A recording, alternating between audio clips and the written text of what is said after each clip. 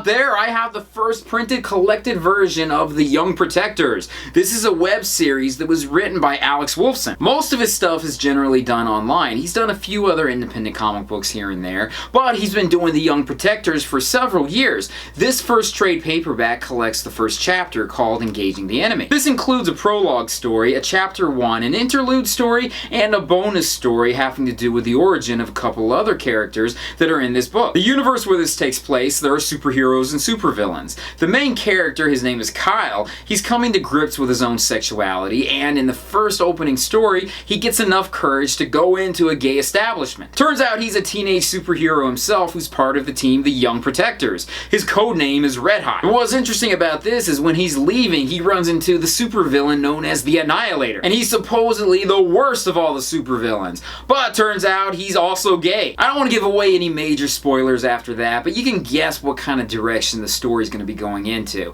But this is just the first chapter too. The rest of Kyle's teammates are introduced into the next story. We don't go into too much of their backgrounds at this point, but we do find out that Kyle is in the closet. None of them are aware of his sexuality yet. The other members of the Young Protectors are Fluke, Flyboy, Commander, Spooky Jones, and Tsunami. The short origin story at the end of this trade paperback is based on Spooky Jones and Commander, but they're fleshed out a bit more later on in the comic series too. The story for this was insanely awesome. I mean, I really wish something like this came out when I was a kid. Reading this growing up would have been a great comic book for me to go into. I admit that the gay aspect of this is what attracted me to this comic book series to begin with, but after reading it, I found that the characters themselves have a lot to offer, and I really like the idea where this young superhero is falling in love with the worst supervillain on the planet. Or so it seems. There's a lot of gray aspect when it comes to the good and evil in this world. It could be that the good guys really aren't quite so good and the bad guys aren't quite so evil. There may be a flipping later on where the heroes are just trying to make the villains look like they're the bad guys. But that's later on down the line. I love the idea that Kyle is called Red Hot and he's a firebender basically. And he's a ginger. That just seems perfect in every aspect. I absolutely love the artwork in this. The penciler was Adam DeCraker and the colorist was Veronica Gandini,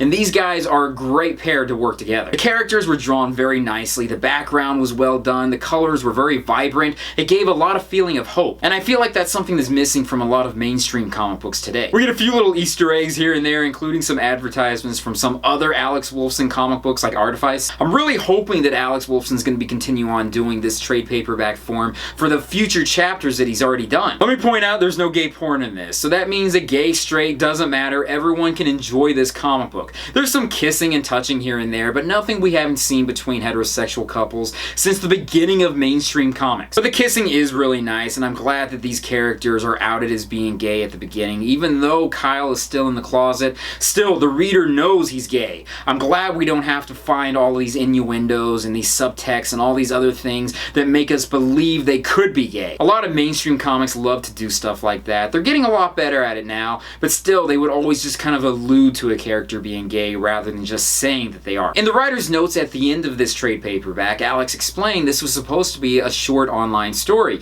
but because of some behind the scenes stuff that happened and a Kickstarter campaign that took place, he was able to expand and do an ongoing storyline, which is incredible. He has his own Patreon site, which he updates fairly regularly. Whenever a new page is completed, he generally puts it out there for everyone else out there to read. I had the honor of meeting him this past year at WonderCon. Really awesome guy. If you want to check out his work, you want to go to webcomics.yowie911.com and look for The Young Protectors, or go to his Patreon site. But anyways, thank you guys for joining me in this comic book review. Be sure to check out my Patreon site, my website, my social media sites, and everything else out there. Peace, love, namaste, and I'll see you guys later. Peace.